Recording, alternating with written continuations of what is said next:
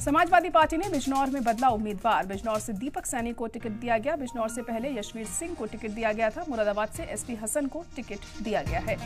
तो समाजवादी पार्टी ने बिजनौर से अपना उम्मीदवार बदल दिया है। बिजनौर से दीपक सैनी को टिकट दिया है।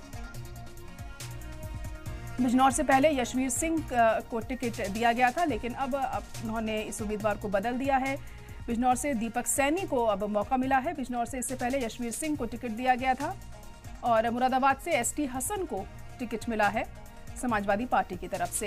तो लगातार जो उम्मीदवार हैं उनके नाम सामने आ रहे हैं तमाम पार्टियों के जरिए, और समाजवादी पार्टी भी इसमें पीछे नहीं है। लगातार वो भी अपने उम्मीदवारों के नामों का ऐलान कर रही है और हम देख रहे हैं कि कई बार सीट बदलने की भी बात सामने आ रही है। यहाँ पर बिजनौर से उम्मीदवार को बदला गया है। बिजनौर से दीपक सैनी को टिकट मिला है।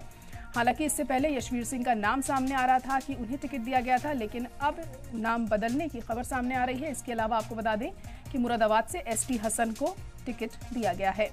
तो सपा की तरफ से भी लगातार उम्मीदवारों के नामों को जाहिर करने का जो सिलसिला है, जो लिस्ट है, वो बराबर आ रही है और समाजवादी पार्टी भी तमाम समीकरणों को ध्यान में रखते हुए अपने उम्मीदवार तय कर रही है। फिर चाहे वो जातीय समीकरण हो या फिर क्षेत्रीय समीकरण हो, ये तमाम ऐसी चीज़ें हैं जो उत्तर प्रदेश में चुनाव में बहुत मायने रखती हैं। इसी के मद्देनज़र सपा भी इसमें पीछे नहीं रहना चाहती है और वो भी तमाम चीज़ों पर फोकस करते हुए अपने उम्मीदवारों के नामों का ऐलान कर रही है।